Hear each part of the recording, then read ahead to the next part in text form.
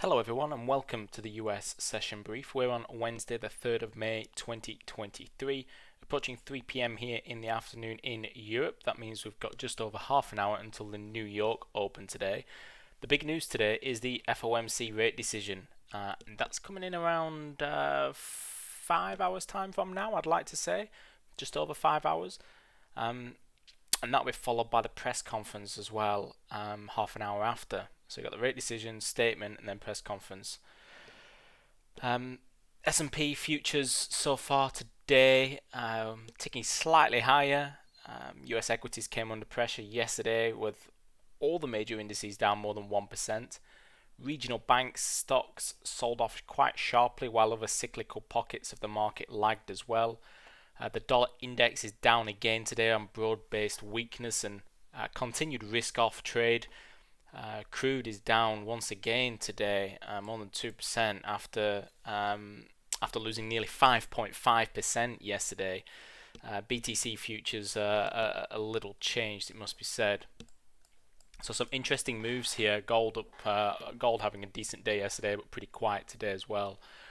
So some pretty interesting moves. A lot of this I would put down to some banking wobbles in the US.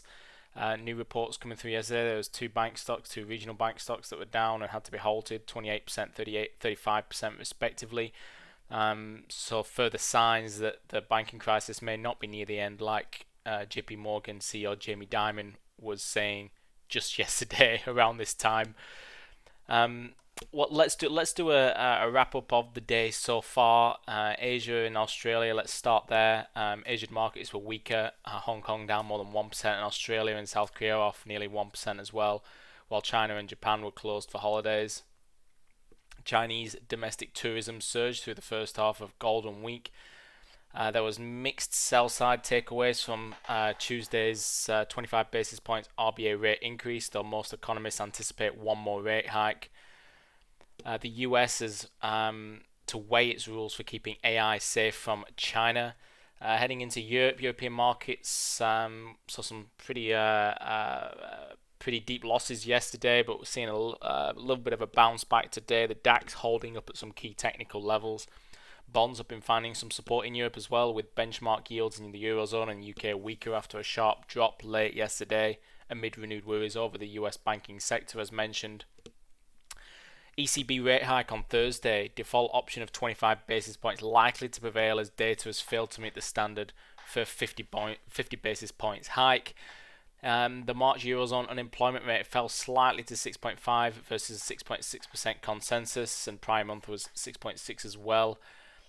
The White House is open to framing the debt ceiling into the Americas now that could allow both parties to claim victory. House Democrats prepping a discharge petition to helping bipartisan debt ceiling legislation directly to the floor. Starbucks earnings beat as China comps turned positive, and Ford have posted better Q1 earnings, saying it has a way to go before making money on EVs. Economic calendar today, as mentioned, the highlight without a doubt being the Fed, but before then we just had the ADP non-farm employment change. Remember, the ADP non-farm employment change leads into the NFPs on Friday, but generally there's no real correlation between the two.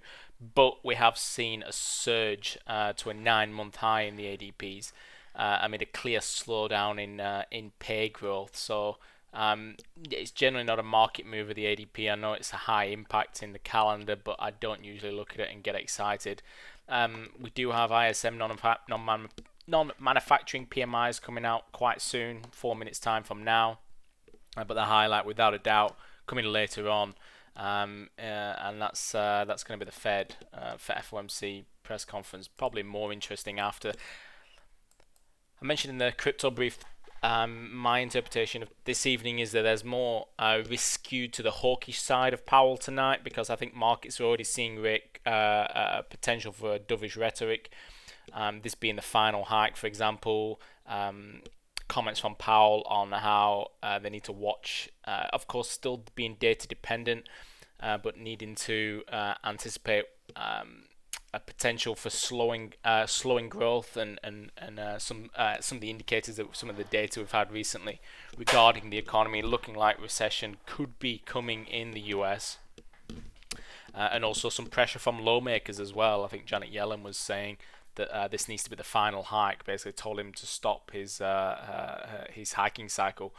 So yeah, that's basically where we're at. I think there's more risk to a hawkish surprise. The RBA, remember, delivered a hawkish surprise this week. We saw the Aussie dollar shoot. I think we'd see the dollar continuing. You could see this move going on. If there was a hawkish surprise tonight, you could see the dollar yen all the way back down into 13352.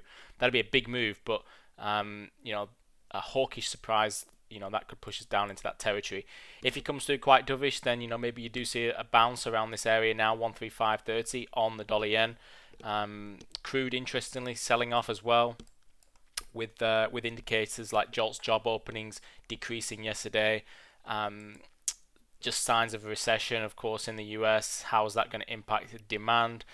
And of course, that's when you see price of crude generally drop when recessions could be coming through. And just over the last 2 days, we have seen that big drop off.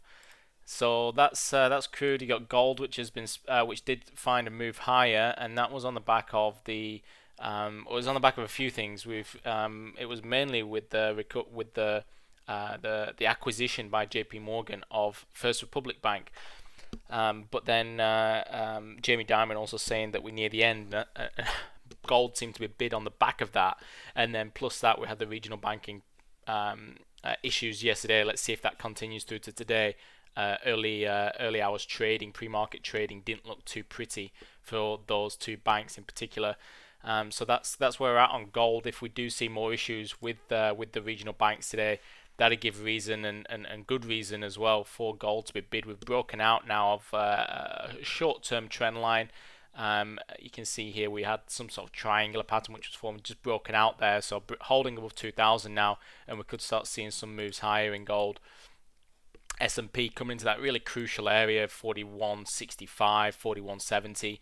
Absolutely massive. We've seen rejections off there over the past 2 weeks, including over the past couple of days, in fact. But we did find solid support yesterday at 4090, and that's my key level moving forward. You're also into the long-term ascending trend line here as well, around this level, and you can see this is getting really tight now, and it could be the Fed and the decision this evening and the rhetoric from Powell, which gives reason to break either to the upside of this recent range or to the downside of this ascending trend line. That's some thoughts from my end. I'll see you all inside the chat. We'll cover the Fed live inside the chat, so join me for that one. See you then. Bye for now.